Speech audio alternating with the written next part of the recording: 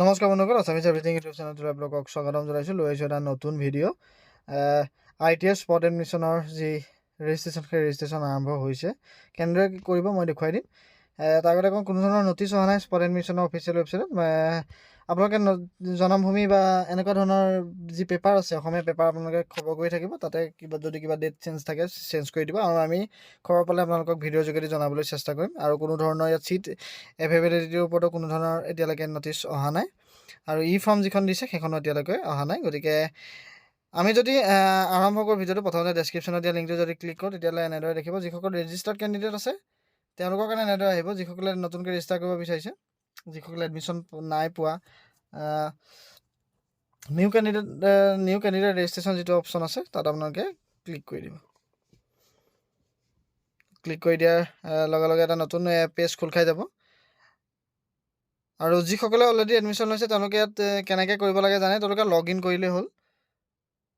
লগ in কৰিব লাগিব, আৰু ডকুমেণ্টছ কি লাগে মই সকলো আপোনালোকক দেখুৱাই দিবলৈ চেষ্টা কৰিম। নিউ কেণ্ডিডেট ৰেজিষ্ট্ৰেশ্যনত ক্লিক কৰি দিয়াৰ লগে লগে এনেদৰে আহিব। ইয়াত আপোনালোকে এইকেইটা ভালদৰে পঢ়ি ল'ব। ইয়াত কৈছে যে আপোনালোকে যিখিনি ডকুমেণ্ট দিব সেইখিনি যেতিয়া ভেৰিফিকেশ্যনৰ সময়ত সেইখিনি লৈ যাব লাগিব। আৰু অৰিজিনেলটো যদি কেনেবাকৈ ফাউণ্ড নহয়, অৰ্থাৎ ডুপ্লিকেট বুলি যদি কেনেবাকৈ প্ৰমাণ হয়, তেতিয়াহ'লে আপোনালোকৰ ওপৰত কেণ্ডিডেটটো কেঞ্চেল হ'ব। আপোনালোকৰ ওপৰত আইনী ব্যৱস্থা ল'ব। এইখিনি কিবাকিবি লিখা আছে, আপোনালোকে ভালদৰে পঢ়ি ল'ব। সকলো যে আপোনালোকে ভালদৰে পঢ়িছে, পঢ়ি পেলাই যে এগ্ৰি কৰিছে, সেইটো আপোনালোকৰ সকলো ইয়াতে লিখা আছে। আপোনালোকে এগ্ৰি বুলি যিটো অপশ্যন আছে তাত আপোনালোকে ক্লিক কৰি ল'ব। আৰু বিশেষ বোলে পঢ়িব লাগিব এনেকুৱা কথা নহয়, নপঢ়িলেও হ'ব। এইটো থাকেই, এইখিনি কণ্ডিশ্যন, টাৰ্মছ এণ্ড কণ্ডিশ্যন থাকে। আপোনালোকে মানে যিখিনি কেটেগৰী দিব সেইখিনি চেঞ্জ কৰিব লাগিব। ডেট অফ বাৰ্থখিনি আপোনালোকে ৰাখিব লাগিব। ডেট অফ বাৰ্থ যিটো দিব সেইটো এডমিট কাৰ্ডৰ লগত মিলি থাকিব লাগিব, নহ'লে আপোনালোকক কেঞ্চেল কৰি দিব পাৰে। কেতিয়াবা যদি ভুলতে কৰি দিয়ে, ডেট অফ বাৰ্থটো বেলেগ হৈ গ'ল, তেতিয়া আপোনালোকে কোনো ধৰণৰ উপায় নাই আপোনালোকৰ সেইটো কাৰেকশ্যন কৰাৰ। আপোনালোকৰ এপ্লিকেশ্যনখন ৰিজেক্ট কৰি দিয়া হ'ব ভেৰিফিকেশ্যনৰ টাইমত। গতিকে এইখিনি আপোনালোকে ফিল আপ কৰোঁতে শুদ্ধকৈ ফিল আপ কৰিব বুলি কৈছে। এগ্ৰিটো ক্লিক কৰি দিয়াৰ পাছতে আপোনালোকৰ এনেদৰে আহি যাব। প্ৰথমতে পাৰ্চনেল ইনফৰ্মেশ্যন যিটো আছে, candidate name, father's name, mothers name লিখিব লাগিব। এইখিনি আপোনালোকে ইয়াত ভৰাব লাগিব। ডেট অফ বাৰ্থ, জেণ্ডাৰ এইখিনি ভৰাব লাগিব। মোবাইল নাম্বাৰটো দিব লাগিব, ইমেইল ID দিব লাগিব। মোবাইল নাম্বাৰ আপোনালোকে নিজে যিটো ইউজ কৰি আছে সেইটো দিব। সততে পাছৱৰ্ড লাগি থাকে লগ ইন কৰিবলৈ হ'লে। ঘৰৰ নাম্বাৰ দিলে, আঁতৰত থাকিলে আপোনালোকৰ ৰেংক জেনেৰেশ্যনে বা হওক বা ৰিজাল্টেই হওক, এইবোৰ চাবলৈ অসুবিধা হয় যথেষ্ট। সেয়েহে নিজৰ ফোন নাম্বাৰটো আপোনালোকে দিব।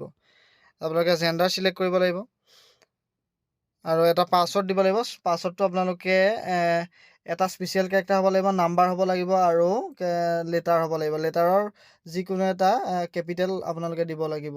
আৰু সহজতে আপোনালোকে সহজলভ্য পাছৱৰ্ড নিদিব, ফটককৈ আপোনালোকে কিছুমানে ক্ৰেক কৰি ল'ব পাৰে। কিন্তু ITS যিটো ৱেবছাইট সেইটো OTP গ'লেহে অ'পেন হয়। গতিকে সহজলভ্য দিব পাৰে। আপোনালোকে নামটো লিখিব পাৰে, লিখি আপোনালোকে ডেট অফ বাৰ্থ দিব পাৰে, বা যিকোনো এটা নাম্বাৰ দিব পাৰে। তেনেদৰে আপোনালোকে দিব।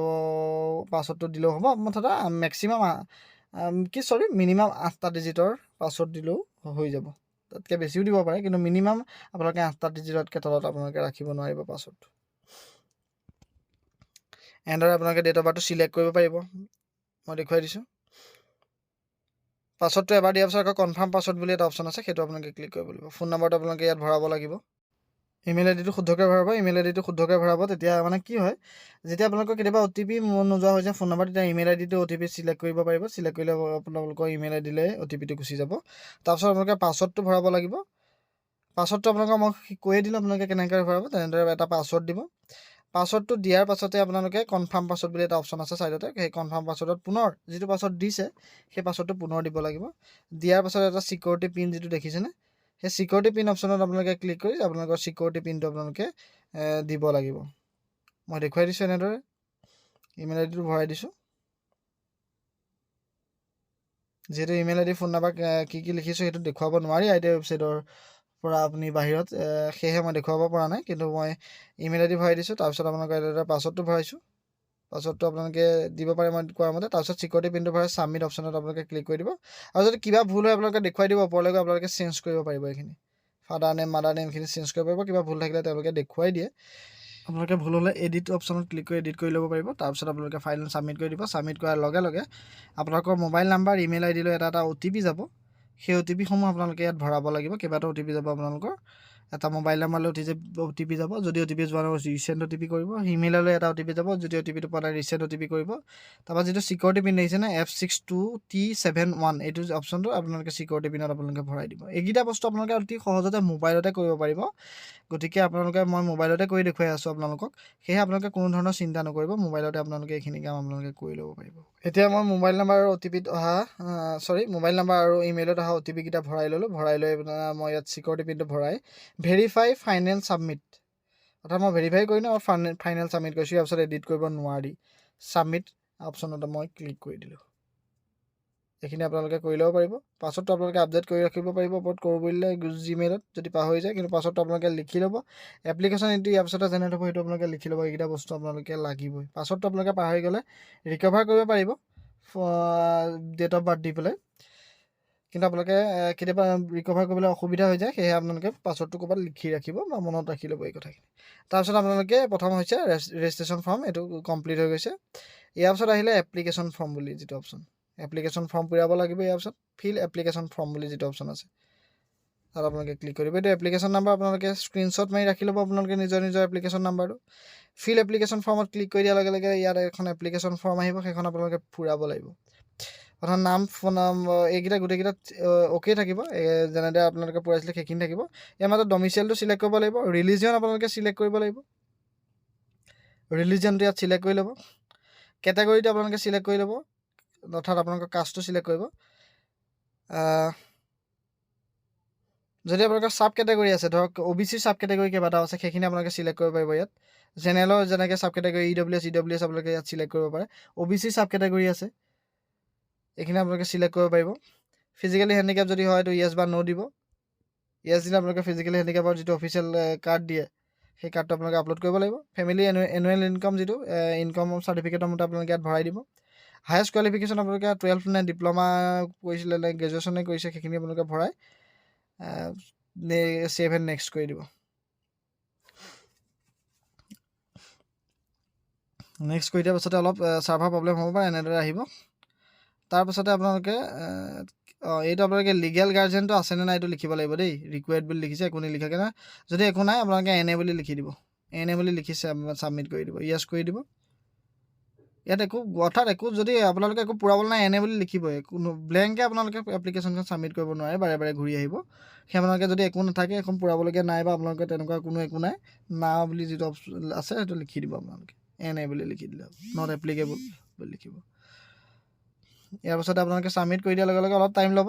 টাইম লোৱাৰ লগে লগে আপোনালোকে ক্লাছ 8ৰ ইকুইভেলেণ্ট ডিটেইলছটো আপোনালোকে ইয়াত ভৰাব লাগিব, নহ'লে আপোনালোকে ক্লাছ 10ৰ ভৰাব পাৰিব। যাৰ ক্লাছ 8 আছে সেইসকলে ক্লাছ 8ৰ ভৰাব, আৰু যাৰ ক্লাছ 10 আছে তেওঁলোকে ক্লাছ 10টো ভৰাই দিলে হ'ব। জাষ্ট ওপৰত ক্লিক কৰিব। আপোনালোকে 8 পাছত ট্ৰেড ল'বলগীয়া থাকিলে 8ৰটো পূৰাব, 10ৰ ল'বলগীয়া থাকিলে 10ৰটো পূৰাব। যদি দুইটা ট্ৰেডেই ল'ব, বোলে 8 পাছ ট্ৰেডতো মই স্পট এডমিশ্যনৰ কাৰণে এপ্লাই কৰিম, 10 পাছতো এপ্লাই কৰিম, তেতিয়াহ'লে বোলে 8 আৰু 10 দুইটা অপশ্যনে আপোনালোকে চিলেক্ট কৰিব। চিলেক্ট কৰাৰ পাছত আপোনালোকে ইয়াত পাছিং ইয়াৰটো দিব। পাছিং ইয়াৰ কোন চনত আপোনালোকে পাছ কৰিছে সেইটো ইয়াত ভৰাব। ভৰাই আপোনালোকে ইয়াত প্ৰথমতে ছাবজেক্টৰ, অৰ্থাৎ মেট্ৰিক দিওঁতে আপোনালোকে কি ছাবজেক্ট আছিলে সেইখিনি এফালৰ পৰা চিলেক্ট কৰি পাছিং ষ্টেটাছটো দিব। মেক্সিমাম মাৰ্কছ কিমান আছিলে, অবটেইনিং মাৰ্কছ কিমান আছিলে সকলো দি পেলাই আপোনালোকে ছাবজেক্টখিনি ছেভ এণ্ড নেক্সট কৰি দিব। নেক্সট কৰি দিয়াৰ লগে লগে আপোনালোকৰ, মই এইখিনি স্কিপ কৰি দিছোঁ, সকলো ছাবজেক্টখিনি নিজে নিজে ভৰাই ল'ব, মাৰ্কছখিনি ভৰাই ল'ব। তাৰপিছত আপোনালোকে এড্ৰেছটো দিব লাগিব। ইয়াত আপোনালোকৰ নিজৰ এড্ৰেছটো আপোনালোকে ইয়াত ভালদৰে ফিল আপ কৰিব। ভিলেজ নেম ফিল আপ কৰিব লাগিব, পুলিচ ষ্টেচন ফিল আপ কৰিব লাগিব, আপোনালোকে পোষ্ট অফিচ আপোনালোকে ফিল আপ কৰিব লাগিব, কাণ্ট্ৰি আপোনালোকে চিলেক্ট কৰিব লাগিব, ষ্টেট চিলেক্ট কৰিব লাগিব, ডিষ্ট্ৰিক্ট আপোনালোকে চিলেক্ট কৰিব লাগিব, পিন নাম্বাৰ আপোনালোকে ভৰাব লাগিব। ইয়াত ডিষ্ট্ৰিক্টটো আপোনালোকে চিলেক্ট কৰিব। চিলেক্ট কৰাৰ পাছত পিন নাম্বাৰটো ভৰাব লাগিব। পিন নাম্বাৰ ভৰাৰ পাছত আপোনালোকে অল্টাৰনেটিভ মোবাইল নাম্বাৰ এটা দিব পাৰে, অপশ্যনেল হয়, নিদিলেও একো প্ৰব্লেম নাহে। অল্টাৰনেটিভ ইমেইল ID বিচাৰিছে, সেইটো আপোনালোকে অপশ্যনেল, নিদিলেও একো নাই। তাৰপিছত যদি এড্ৰেছটো একেই হয় তেতিয়াহ'লে ছেম এজ কৰস্পণ্ডেঞ্চ এড্ৰেছ, অৰ্থাৎ যোগাযোগৰ এড্ৰেছ যদি প্ৰেজেণ্ট এড্ৰেছৰ একেই হয় তেতিয়াহ'লে আপোনালোকে সেইটো টিক কৰি দিব। টিক কৰি আপোনালোকে ছেভ এণ্ড নেক্সট কৰি দিব। তাৰপিছত আপোনালোকে প্ৰথম নিজৰ ফটো দিব লাগিব, ফটোগ্ৰাফ এটা দিব লাগিব।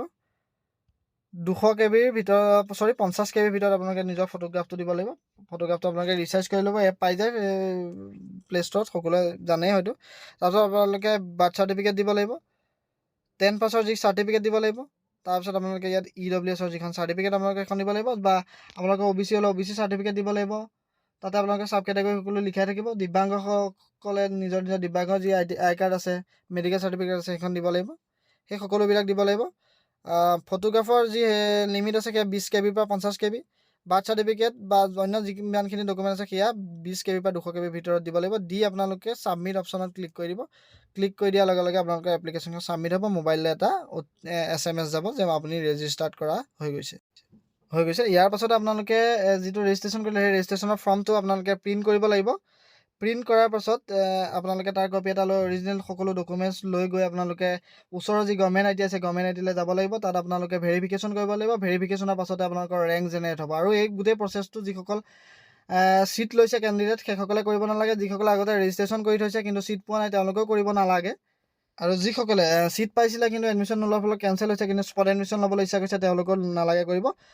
যিসকলে কিন্তু ৰেজিষ্ট্ৰেশ্যন কৰিছিলে কিন্তু ভেৰিফিকেশ্যন কৰিবলৈ নগ'লে তেওঁলোকে কিন্তু কৰিব লাগিব ইয়াত পুনৰ ৰেজিষ্ট্ৰেশ্যন। এইখিনি কৰাৰ পাছত আপোনালোকৰ যি ভেৰিফাই আছে ভেৰিফাইও আপোনালোকে যিসকলে আগতে সকলো ভেৰিফিকেশ্যন কৰি থোৱা আছে এবাৰ তেওঁলোকে কৰিব নালাগে। ৰেজিষ্ট্ৰেশ্যন কৰা ভেৰিফিকেশ্যন কৰা সকলে একো কৰিব নালাগে। এতিয়া তেওঁলোকে মাত্ৰ স্পট এডমিশ্যনত গ'লেই হ'ল। কিন্তু যিসকলে নতুন কেণ্ডিডেট সেইসকলৰ কাৰণে এই গোটেই প্ৰচেছটো আপোনালোকে পুনৰ আকৌ ভেৰিফিকেশ্যন কৰিব লাগিব আগৰ ষ্টুডেণ্টখিনিৰ দৰে। কৰাৰ পাছত আপোনালোকে ৰেংক জেনেৰেট হ'ব। ৰেংক জেনেৰেটৰ পাছতে আপোনালোকে ডকুমেণ্টছখিনি লৈ কলেজলৈ গুচি যাব, ITI কলেজলৈ। কিমান ছিট আছে হয়তো দিব, সেইখিনি মই আপোনালোকক জনাই দিবলৈ চেষ্টা কৰিম।